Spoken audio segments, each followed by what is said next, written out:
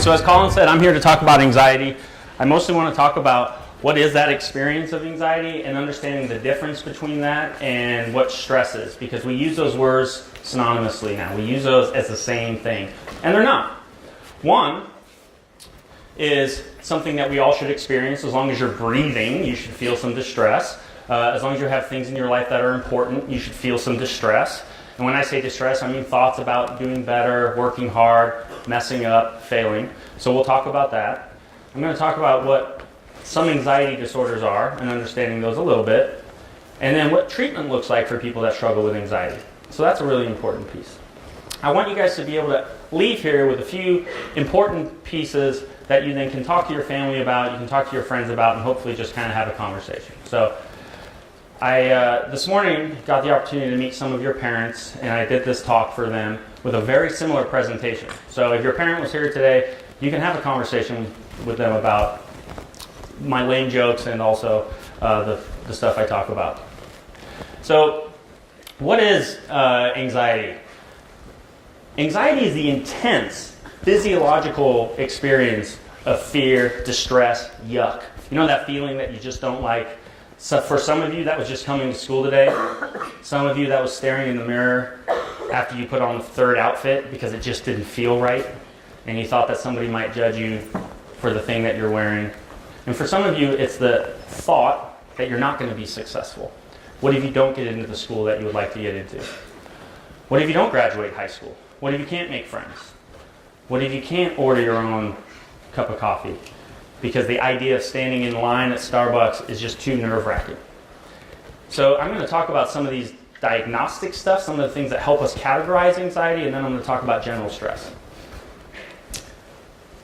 Generalized anxiety is this experience that you're worried excessively all the time and you can't turn it off. This is catastrophic worry. This is worrying about the worst case scenario when you don't really have to. So it looks like this. You guys probably never do this, but it looks like this. I have a test on Friday I have to study for. What if I don't pass that test? What if I don't get an A on that test is really the concern, right?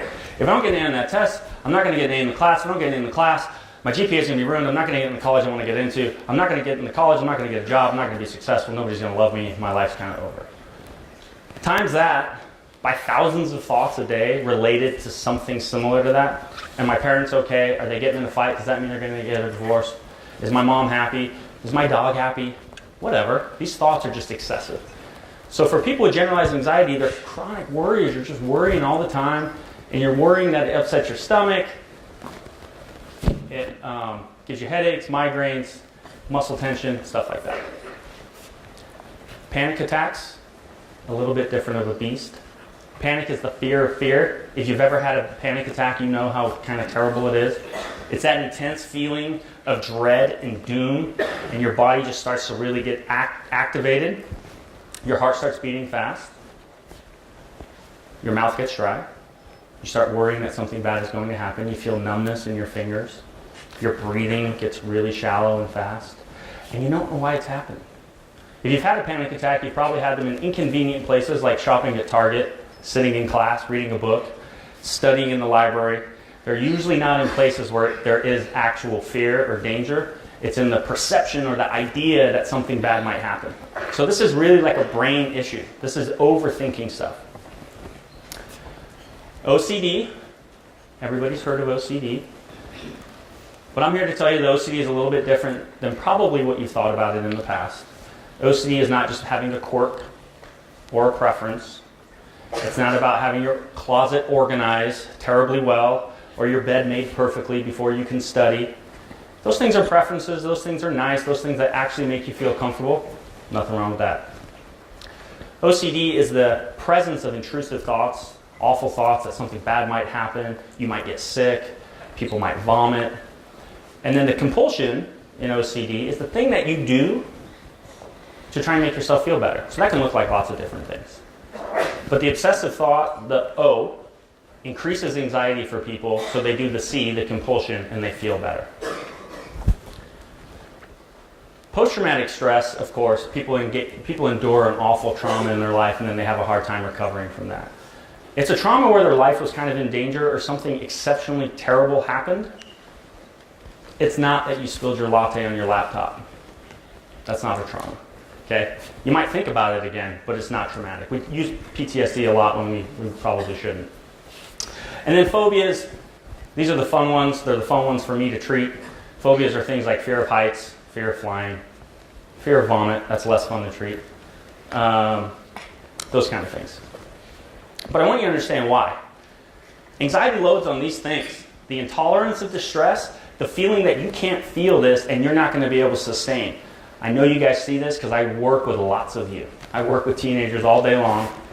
And they come in because they feel yucky on their way to school. They feel yucky when the bell rings. They feel yucky before the exam is passed out and before the test is passed out. And until you get that certainty, until you know that even if you didn't do as well as you wanted to do, once you get that grade, there's certainty, right? You know where you stand. But until that happens, the anxiety is really, really high. Not being able to tolerate the stress is the crux of anxiety. We do everything we can to not feel bad. That's what we do as humans. That makes sense. It becomes a problem when we get really, really bad at not being able to feel bad. So the goal of beating your anxiety is the theme that we'll talk about today, is learning ways to increase your tolerance to feeling bad. We've kind of developed a society, it's not your fault, it's your parents, where you guys can't really tolerate feeling bad because there's people to take care of it for you, right? This isn't the same for everyone. Some of you are really good. Some of you have part-time jobs and you get yelled at there and you have accountability. But other you, when you feel bad, somebody takes care of it for you, right? Somebody manages that for you usually. Anxiety is a future-oriented problem. You're thinking about what might happen. It's not about an actual issue. So if you think of something terribly scary happening, like if there was an explosion in the other side of the building right now, we would all feel very, very afraid, and we would all run. I would trip half of you to get out first. Right? You're not that important to me. But nobody would describe that as anxiety. Nobody would say, oh my God, I had a panic attack when the explosion happened and I got out of there. Right? We would just say we ran for our life. So when we're feeling anxious, there's not actually anything bad happening, but our brain is tricked to think that something bad really is happening, and we feel it. And because we feel it, we're convinced that something bad is happening. It's the perception. So if I feel really anxious up here speaking to all of you, my brain is telling me something bad might happen. Well, I don't think my life will be in danger, but I might feel uncomfortable. The worst thing that could happen for me is to feel very uncomfortable. I could forget what I'm saying, I could trip, I could fall off the stage, I could vomit. All these things would be very embarrassing, but I would live. I'd probably never come back to Jesuit, but I would live, right? It would be awfully embarrassing, but I'd be okay. The anticipation of that happening is what stops people from ever behaving, ever doing anything they want to do. And I want you guys to learn that despite feeling scared, the goal is to be able to move through that. The goal is to be able to do the thing that you want to do, and what you will learn is that your anxiety will work itself out. It will manage. So intolerance of uncertainty, intolerance of distress. Anxiety is future forward. Depression is in the past. Shoulda, coulda, woulda. Right? I should have called him back. I should have studied more. I should have woken up earlier. I shouldn't have procrastinated. I should have been a better friend. You can't say these statements without feeling bad about them. In fact, you can't use the word should, typically, without feeling bad. Erase that from your vocabulary. Things are the way that they are or they're not, but when we use should, there's guilt involved, there's shame involved, and it makes us feel really bad.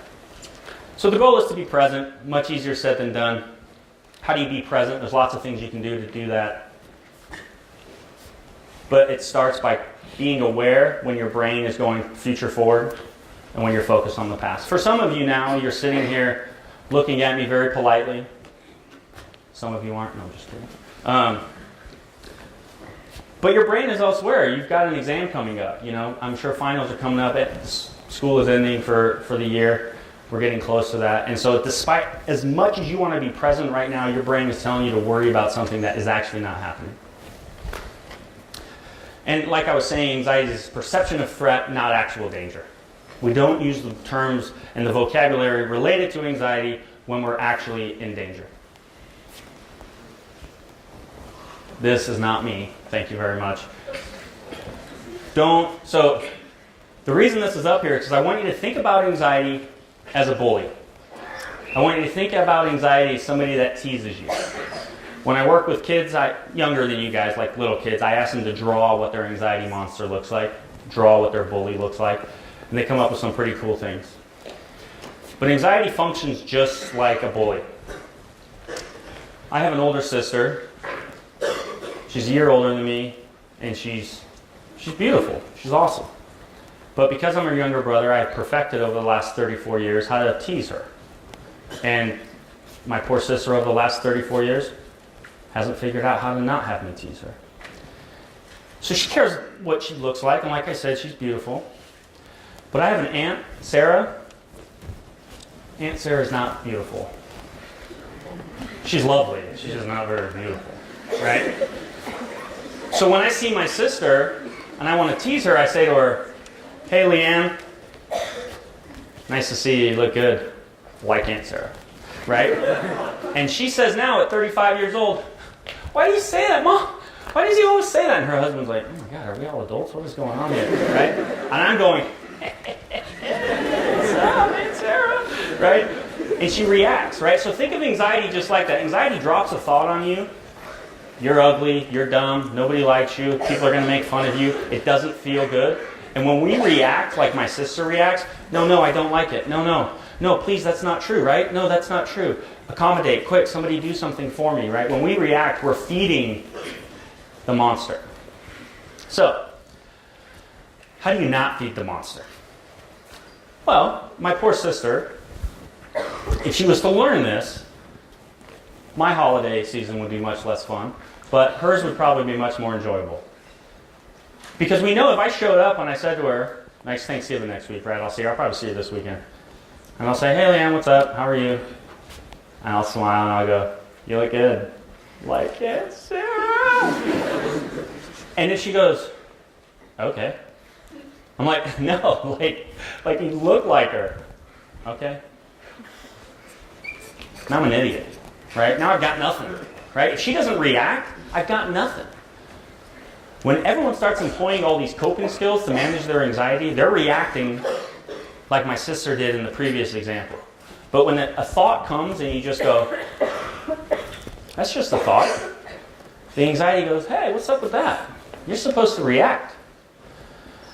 I do a type of therapy called exposure therapy, and what that is helping people move towards the thing that they fear, thing that are really scary. So in that example, a better way for my sister to manage this is when I show up at her house and I knock on the door, she runs to the door and answers it, and she goes, "Don't I look like Aunt Sarah? I did my hair so I look just like her." And now I for sure am not going to bring that up, right? When you go looking for the thing that's scary, it's really hard to find it.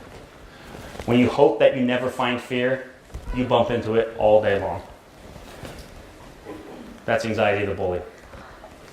Stress is a different beast, right? Stress is something I can't help you with because you're in school. If you're here, you're in school, which means you have stuff to do, which means you have expectations, right? So this is the bucket of life, and we're going to fill it with regular old stuff. But when your bucket is full and tapped out, you feel overwhelmed. But there's certain things that belong in this bucket. Big rocks, right? You got a big rock for school, you got a big rock for friends. These things are stressful. If you're not successful in school, school is very, very stressful. If you're very successful in school, school is very, very stressful. Right? You can't win. Right? Unless you're stoned half the day, and that's a whole different issue. Right?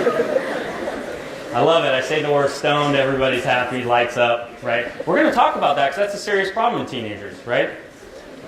But when you've got school, family, friends, boyfriends, SATs, homework, you're filling up this bucket, you can't not experience the stress. The more rocks we fill in here, come on now.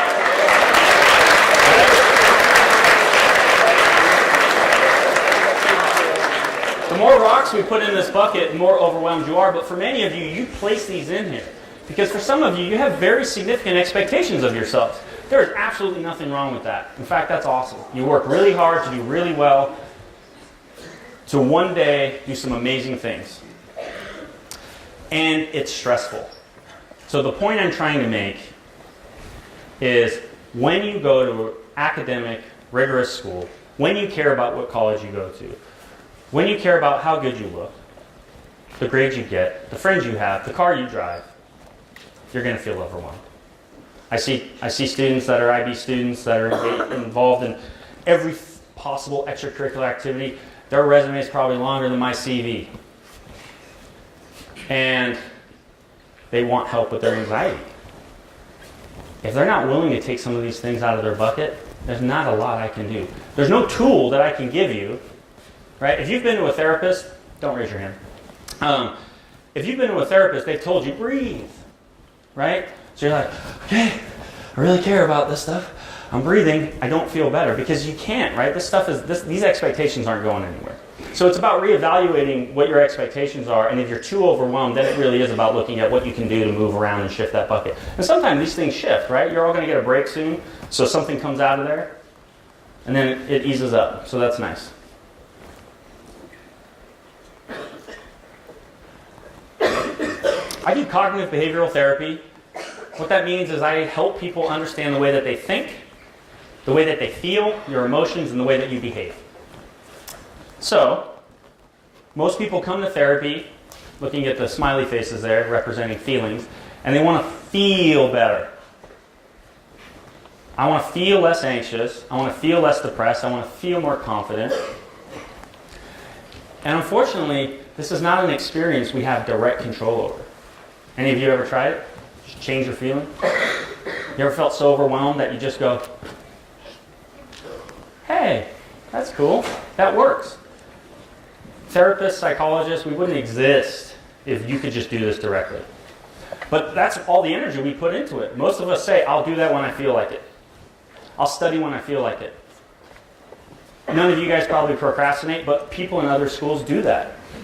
And they put things off until they feel like it. It's crazy. So you can't control your feelings directly, but you can control some of your thoughts, but not all of them, right? So if I ask you to think now for a second about that funny image of that monster, think about it. It's not even there anymore, and you can think about it. You can control your thoughts. It's amazing. Bravo.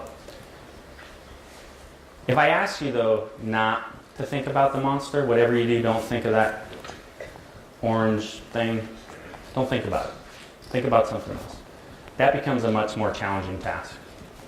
Now imagine that that monster is a thought. It's a thought that says you're fat, nobody likes you, you're bald. It's a thought that says you're not good enough, you don't work hard enough. And what most of us try and do is we try and push that thought away. Nope, don't want it. And then it just gets bigger, right? Have you ever tried to outthink a negative thought? It's really, really challenging. It just grows. Kevin, you're going to screw up at this presentation. No, I'm not. It's going to be okay. No, seriously, no one's going to laugh at your jokes. No, they will, I'm sure. If they're sophisticated, they will. Right? That thought just gets bigger and bigger and bigger. You can't outthink it. So I want to help people not try to outthink it. So we have some control over our thoughts, not 100%. Behavior, the hammer is a behavior. That's where the money's at. You can control 100% of your behaviors. You can stand, you can sit, you can talk, you can move. But most of those behaviors, you wait until you feel it first, right? I do it when I feel like it or I think about it. So what cognitive behavioral therapy is about is helping people behave first. So you can think of things that you don't do because of your anxiety. And if you change your behavior, even though you don't feel like it, even though they are uncomfortable, or even though you feel terribly sad and unmotivated, if you change your behavior first, your thoughts and feelings can catch up. So these arrows go both ways, and that's because if you mess with one, you influence the other. If you feel sad, you have thoughts that life's not worth it sometimes, so you have a behavior that you just lay in bed. The more you lay in bed, you feel guilty that you're not hanging with friends or getting stuff done, so you feel worse. So you lay in bed. and you get stuck. So the way of getting over anxiety, the way of overcoming this is changing behavior first.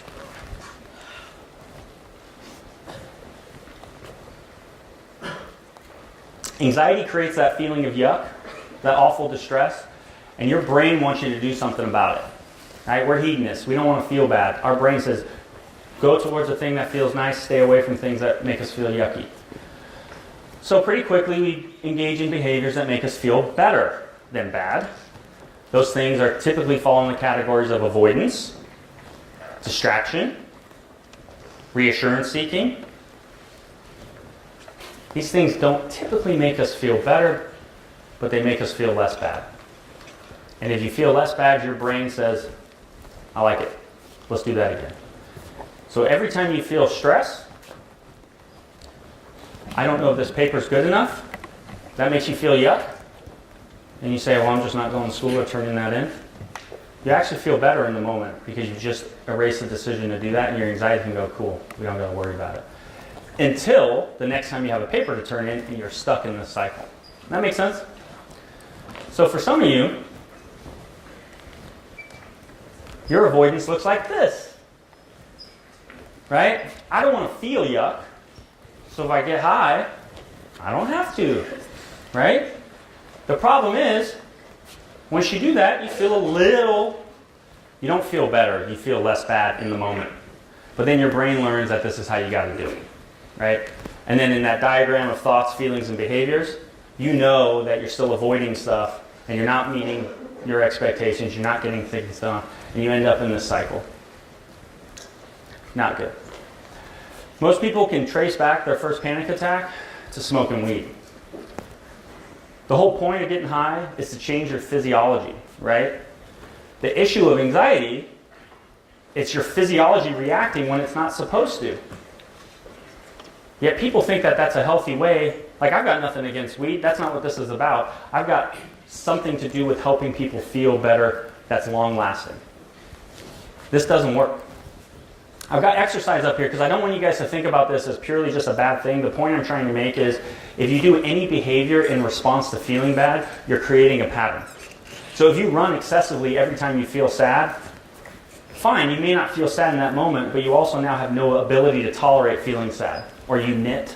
I don't know what other people do. Or you avoid by sleeping, right? You just lay in bed all day. I don't have to feel bad if I don't have to address the world. Or you game, or you distract, right? If I'm on YouTube, I don't have to think those awful thoughts. I don't have to feel those awful thoughts. If I'm checked out online, I don't have to feel. This is a problem because the second you power down, those feelings are still there. And you have developed no ability to tolerate them. By themselves, these things aren't that bad. I have a 422-day streak on Snapchat. Just kidding, I just learned what that was though. It's pretty cool.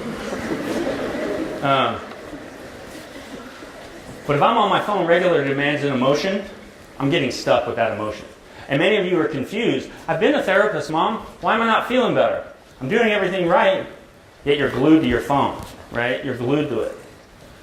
And if you have more than, most people have a Snapchat, Instagram, whatever, it goes on and on. And it's constantly giving you updates. How many of you can't have your phone, do you have your phones right now? Yeah. How many of you are just like, it's buzzing, it's doing something, right? And there's this desire to check it. Or you're just bored and you want to check it. But either then, you're not building any tolerance, right? And frankly, it's rude. So again, I have no problem with reading a book all night. But again, people do that to manage their distress. I work with teenagers that are amazing readers. They're so intelligent. And they're failing their classes, but they've read every book in the library, right? One would argue that's not a maladaptive behavior. But the function of the behavior is not helping you get better. So that's where we have to change things. The other piece about social media is you end up stuck in a life of comparison, right? Comparison is the thief of happiness. You left today for school, and you're dialed in. You got a new outfit, hair's done. That's not a ball joke, right? And you just feel really good about yourself until you open up your Instagram and Jessica looks way better than you do, right? I know, there's probably a Jessica in here, right? So it kills your feeling, your self-esteem, your emotions, right? If you've worked really, really hard and you've got all B's and someone just Snapchat a picture of their straight A's, how do you not feel bad about that? But this is all day for you guys. This isn't like once a week. This isn't like, hey, I just found out that Johnny's family's going to London for Christmas. And you thought it was awesome because you were going to Astoria, which is cool. But London's cooler, right? And when you compare yourself to that, you can't not feel bad. You're also inundated with news, information, and updates from all your friends all the time, which disallows you the opportunity to ever be present. Because the things they're sending you always happened in the past. So you're stuck.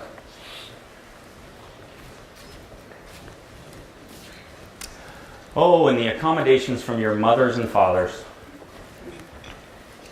Many of you have the privilege of having parents that are home, parents that are available, and parents, not all of you, but many of you, and parents that have resources to be able to help serve a lot of your needs. Typically, this just breeds more anxiety.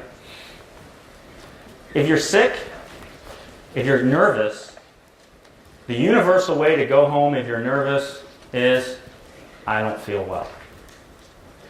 If you have a parent that doesn't work or has the flexibility in their own job, probably means they're self-employed, to come and pick you up, then you're more likely to go home sick more frequently.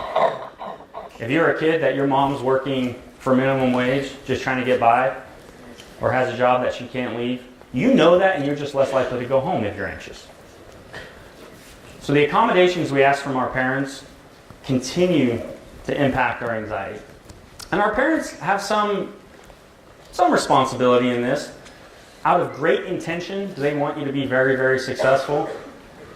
And sometimes it feels like your grades are more important to them than maybe you. And because of that, they do lots of things for you. Right? Many kids know they can get away with lots of stuff when they say, hey, it's Wednesday. Get the trash out. You got to mop. And we go, but I have a test Friday. Okay, cool, I'll take care of that. Then you go study. Right? No expectation. It's dropped. And when we ask our parents to do things for us regularly, we can't build tolerance to fight these awful feelings. The other symptom that falls in here is reassurance seeking. Asking someone if you're okay. Okay? Assurance is asking somebody something once. Reassurance is asking them despite getting the answer. So, when I get dressed, sometimes I say to my wife, how do I look? And she says, all right. I go, okay, thanks. But that doesn't do it for me. I still don't feel good. So I say, I know, but what about the shoes? Shoes look fine, Kevin. I go, okay. A few seconds later, I come back and I go, what about the socks?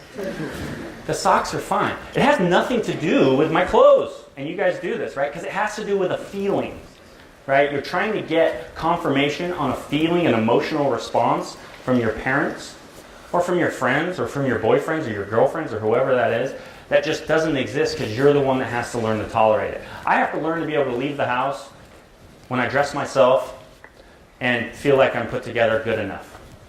And even if I have a thought that says, I don't know if that works today, you look kind of sloppy, or maybe you don't look professional, or maybe you look weird, I don't know. I have to learn to go, that's just a thought, and despite having that thought, I'm just going to behave the way that I intended to behave. Because if I listen to the thought, I would have to go back and make a change in that behavior. So, with that said, I want you to think of your thoughts as just thoughts. Just because you think it doesn't make it true. Yet when we worry about things, we believe that the more energy that we put into the worry, that in fact, it's going to be helpful to resolve that issue. Right? Like if I worry and I think a lot about this really cute girl that didn't text me. And I think about it, and I think about it, I think about it. I'm hoping that I'm going to be able to, one, tolerate if she never gets back to me because the loss is awful, or be prepared when she does. And you just can't control your thoughts. So you have thousands of thoughts a day. Most of them, many of them are kind of mundane, boring, lame thoughts. But many are also crude, rude, graphic, sexual, inappropriate, bizarre. And that's not your fault. They're just thoughts, and most of us just let those thoughts come and go. They just fly by. What happens with anxiety is when those thoughts come and they get stuck and we start questioning why we're experiencing that thought. Whoa, why did I just have that thought? What does that mean about me? I just had that thought, so that must just mean I'm pretty weird. I hope I don't have that thought again, which we know from before, that makes that thought bigger. So right now, you can all have the thought that you're sitting in a chair. Doesn't make it true. It happens to be true. You can all have the thought that you're standing in your chair. Doesn't make it true. But yet when we're feeling anxious, we make emotional decision-making about our thoughts. And then school accommodations, of course, people often want someone else to fix their problem. Again, you guys probably never do this. But students are like, I'm nervous. Can I have more time? I'm late. Can you excuse that? I've got the SATs. Can you do something for me? And so schools are set up in a place that they're trying to accommodate anxiety because they accommodate lots of other things, which is totally fine, as they should. But anxiety is one of those things that we know that if you accommodate it, kind of makes it worse, or at least it maintains it over time. So if you're looking into accommodations for school because it's overwhelming and stressful, I would ask you to look at that bucket and think about if you keep throwing things in there and then asking for accommodations, it's just not an effective way, nor is it ever going to work. But there's kind of this sense of that's how things should be done because, you guys are kind of growing up where you're used to other people doing lots of things for you. So, what can you do about this? You can take care of yourselves. Self-care is so cheesy. Everybody rolls their eyes when it comes up, but it's so important, right? Some of you are sleeping right now. I guess that's good self-care. Sleep is probably one of the most fundamental things you can do for your mental health. In schools like this, there's often a badge of honor with the least amount of sleep you function on. I worked late all night. I got 2 hours of sleep, 5 shots of espresso, ready to go, right? We know that you guys, being teenagers, need 8 to 9 hours of sleep to function well. We know that if you get a better night's sleep than cramming throughout the night, you do better on exams. We know that if you take tests later in the day than early in the morning, you do better on those tests as a whole. Sleep is really, really important. The biggest issue that people have when it comes to sleep is taking your phones into bed. Have you guys heard of something called melatonin? Yeah. Right? Chemical in the brain, helps manage your circadian rhythm. If you're looking at a screen, like an LED lit screen, phone, iPad, before bed, it throws that off by, on average, 22 minutes. Right? So what many people do is they're laying in bed and they're looking at that, and then they're like, I need to go to sleep. And then the brain goes, what? Well, but I think we're awake. Right? Not to mention the behavioral changes you've made because you're on your phone in bed, you study in bed, you eat in bed, you watch Netflix in bed. And so what your brain learns, guess what bed's for?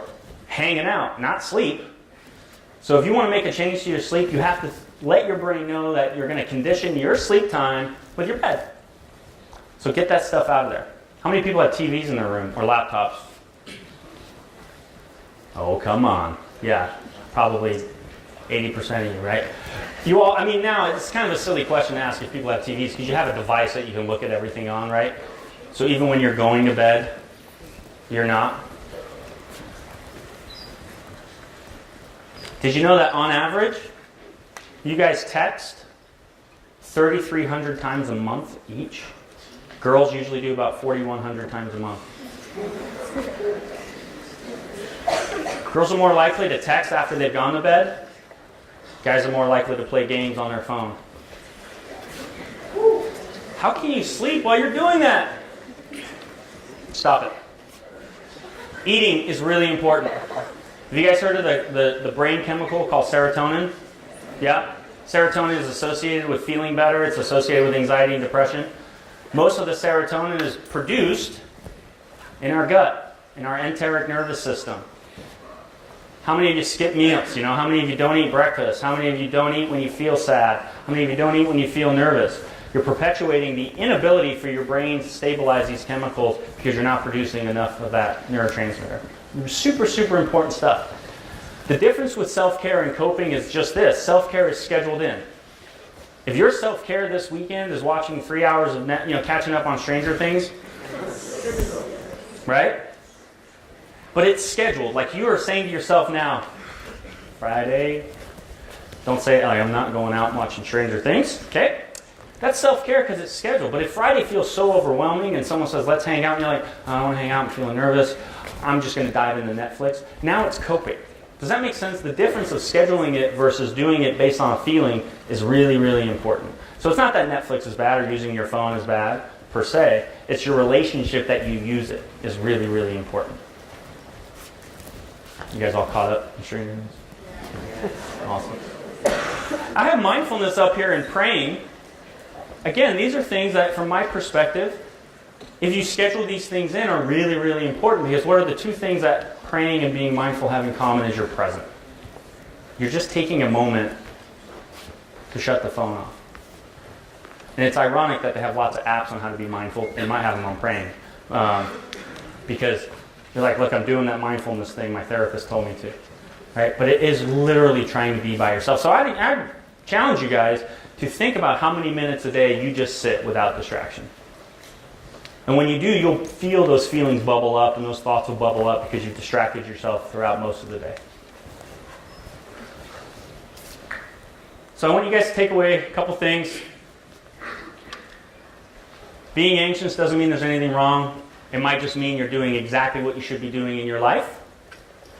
Although if you do feel like any of this stuff resonated with you and you feel like it's excessive, I would encourage you to talk to your folks about it, talk to your school counselors, maybe look for a therapist. It is really helpful to talk. It actually works. Don't feed the bully.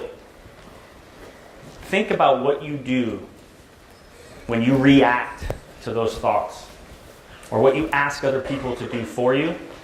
You're feeding that thing. Don't do it. And then ultimately, I think the goal for most of us is we're just making most of our decisions based on preference and not fear. That when we're asked to hang out with other people or do a school presentation or run into the Fred Meyer to get some milk or eat out or go on a date or ask someone out, that fear is not the thing holding you back. That if you don't want to for any other reason and it's not fear and you can genuinely be honest with yourself and say, this isn't anxiety feeling this, fine. But when you ask yourself and you have to be honest and check in with yourself and say, this is fear-based. I feel uncomfortable, therefore I want to get out of it.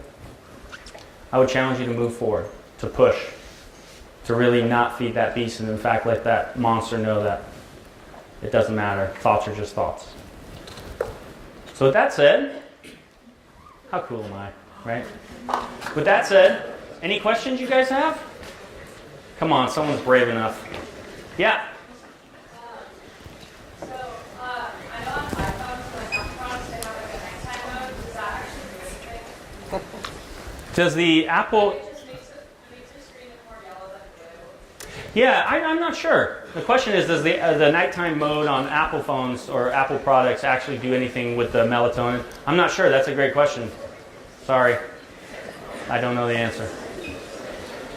We have a question I can answer, please. Any other questions? Yeah, please. Where? Sorry. Yes. Hi. Yeah. Quick ones. First one is, why are we prescribing kids or adults or anybody with medications such as Zoloft or Xanax or Lexapro that contains lithium, when lithium is an influence to anxiety and depression? What's the point? So the first question is, why are you prescribing medicine that contains lithium in them to people? Because lithium as this gentleman says, causes anxiety and depression? You guys have good questions. I'm not a medication expert. I know that we prescribe medication because we do know that there's a few neurotransmitters associated with anxiety and depression. For the record, the way that I come at it is I would just add medication to that list of avoidance and coping things, right? That for most anxiety disorders, medications are not the gold standard treatment. For depression, it certainly has a lot of benefit, but we also know that daily exercise can be as effective for depression as a medication. The problem is people don't want to exercise, right? Sleep is one of the easiest things to change for people, for adults and children that I see, but nobody wants to change their sleep pattern. So it'd be much easier, and for, I think part of the answer to that question is there's a little bit more hope, and like if I take this medicine and I call this a medical issue, which it is a serious medical issue, but it feels less connected to me. Part of the issue with going to therapy and owning this stuff is it feels like it's part of who we are, and that feels vulnerable, and we don't like to be vulnerable, right? But I can tell you there's 50 or 60 kids in here that have an anxiety disorder, right? Just on pure stats and prevalence rates. That's insane. So if you have a question or you have an experience, all you have to do is turn in a circle and somebody next to you have had the same experience. But we don't want to feel vulnerable. Therapy is really hard work, so medication often gets prescribed. Lithium is actually used as a mood stabilizer for some other medications like bipolar disorder too. Did you have another question?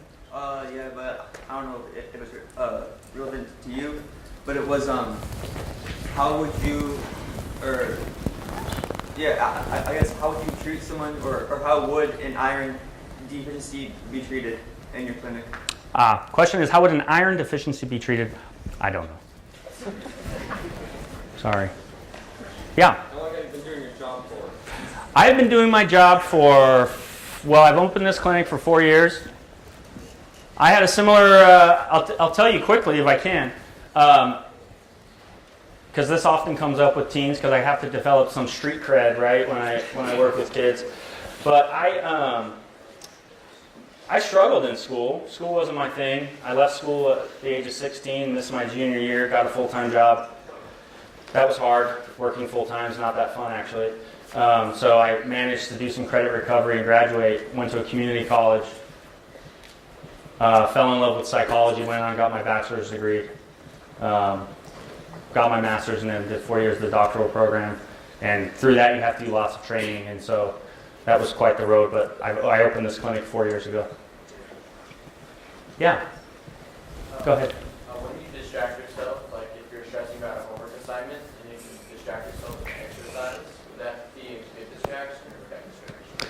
Great question. So the question is, when you're doing homework and it's overwhelming and you distract yourself, is that a good thing or not? I think it's important to balance how overworked you're getting, right? So in that moment, again, distraction is not always terribly bad. In that moment, it's really important when you're working on anything, if you're feeling overwhelmed, to pause, if you have the time, take a break, do something you enjoy, right? But I would even start putting that into your plan of how you're going to study. Scheduling studying is one of the most effective ways that people do well, right? But most of us go, I don't want to. Okay, now I have to. But if you tell yourself, I'm going to study for an hour, then I'm going to do this, if you've demonstrated that once you step away from it, you're able to get back into it, it can be really, really effective. Yeah. Yeah. What is the difference between CBT and DBT? Great. The question is, what's the difference between CBT and DBT? Cognitive behavioral therapy, that's what CBT stands for, which I just described. DBT is dialectic behavior therapy. Dialectic behavior therapy is also about building tolerance, but through a lot of skill-based things. And so they would actually have a list under that yuck diagram. They would have a long list under there where they would hope that you employ those things first before you do any self-destructive behaviors, you do any drug use, you do any self-harm or anything like that. So it's actually a type of cognitive behavioral therapy with a little bit different of a name. Are we done? Students, Thanks, guys. So thankful that you have so many questions for Kevin. I know he'll be here for a couple more minutes, but the bell is about to ring. But before the bell rings, I absolutely would like to show our appreciation to Kevin coming.